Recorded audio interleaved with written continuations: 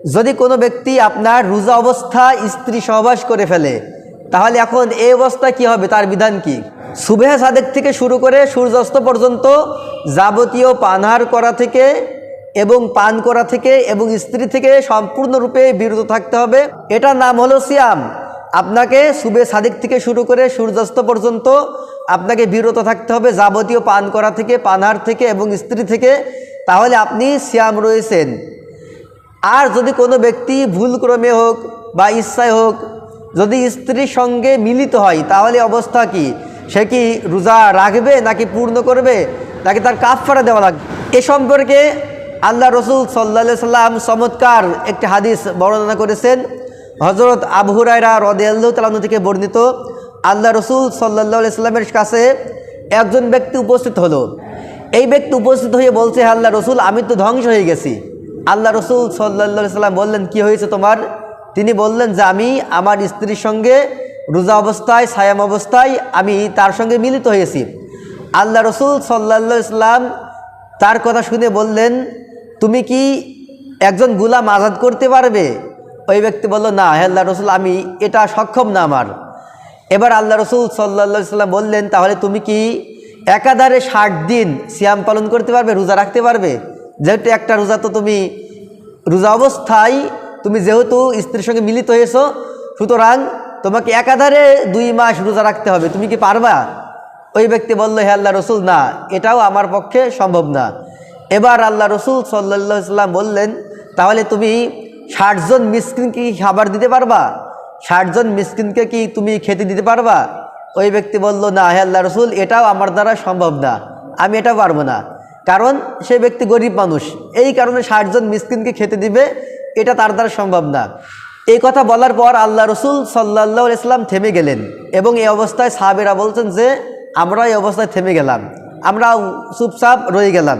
কিছুক্ষণ পরে আল্লাহ রসুল সাল্লাল্লাহু আলাইহি সাল্লামের কাছে আরাক আনা হলো। আরাক মানে ঝুড়ি, এক ঝুড়ি খেজুর নিয়ে আসা হলো। এক ঝুড়ি খেজুর যখন আল্লাহ রসুল সাল্লাল্লাহু আলাইহি সাল্লামের কাছে উপস্থিত করা হলো, এবার আল্লাহ রসুল সাল্লাল্লাহু আলাইহি সাল্লাম বললেন, ওই লোকটি কোথায়, যিনি প্রশ্ন করেছিলেন সে প্রশ্নকারী কোথায়? ওই ব্যক্তি পাশের থেকে বললেন, আল্লাহ রসুল, আমি এখানে আছি, আমি উপস্থিত। এবার আল্লাহ রসুল সাল্লাল্লাহু আলাইহি সাল্লাম বললেন, তুমি এক কাজ করো, এই যে এক ঝুড়ি খেজুর দেখছো, এই এক ঝুড়ি খেজুর তুমি পুরা মদিনায় তুমি এগুলি বিলি করে দাও, দান করে দাও। এবার ওই ব্যক্তি বললে, আল্লাহ রসুল, আমি কি আমার থেকেও বেশি অসহায় দরিদ্র মানুষকে দান করব? আল্লাহর কসম করে বলি, মদিনার এক প্রান্ত থেকে অপর প্রান্ত পর্যন্ত আমার মতো দরিদ্র অসহায় মানুষ আর কেউ নেই। আমি হলাম সব থেকে দরিদ্র, তো আমি কাকে দান করব? আল্লাহ রসুল সাল্লাল্লাহু আলাইহি সাল্লাম মুচকে হাসলেন।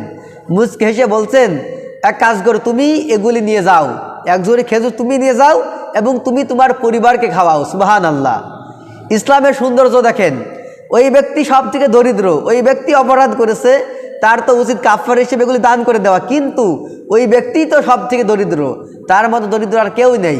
এবার আল্লাহ রসুল বললেন যে তুমি নিজেই খাও আর তোমার পরিবারকে খাওয়াও, যেহেতু তোমার মতো দরিদ্র আর কোনো ব্যক্তি নেই, সুতরাং তুমি নিজে খাও এবং তোমার পরিবারকে এই খেজুরগুলি খাওয়াও, আর এটা হলো তোমার রোজার জন্য কাফারা। সুবহানাল্লাহ। এই হাদিসটি আছে সহিহ বুখারী এর 1936 নম্বর হাদিস এবং 2600 নম্বর হাদিস, এবং মুসলিম শরীফের 1111 নম্বর হাদিস, এবং মুসনাদ আহমদেও হাদিসটি বর্ণনা করা হয়েছে। এখান থেকে আমরা স্পষ্ট ভাষায় বুঝতে পারলাম, যদি কোনো ব্যক্তি ইচ্ছাকৃতভাবে রোজাটা ভেঙে ফেলে, তাহলে ওই ব্যক্তি একজন ক্রীতদাস মুক্ত করবে। যদি একজন ক্রীতদাস মুক্ত করার সক্ষমতা না রাখে, তাহলে একাধারে 60 জন মিসকিনকে ওই ব্যক্তি খেতে দিবে, খাদ্য প্রদান করবে। যদি এতেও সক্ষম না হয়, তাহলে একাধারে ওই ব্যক্তি 2 মাস অর্থাৎ 60 দিন সিয়াম পালন করবে। এবার 60 দিন সিয়াম পালন করতে করতে হয়তো বা 10 দিন, 20 দিন কি 30 দিন কি 50 দিন পরেও যদি আবার ইচ্ছাকৃতভাবে একটা রোজা ভেঙে ফেলে, আবার ফিরতে 60 দিন, এভাবে করে আপনার 60টা রোজা পূর্ণ করতে হবে। রোজা রয়েছেন, ইচ্ছা করলেন আর রোজাটা ভেঙে ফেলবেন, এটা হবে না। আপনাকে কষ্ট করে হলেও অন্তত ওই দিন গিয়ে থাকতে হবে।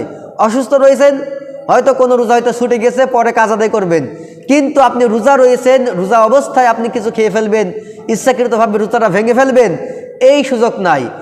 যদি এমন হয় তাহলে আপনার 60 দিন পর্যন্ত একাধারে সিয়াম পালন করতে হবে।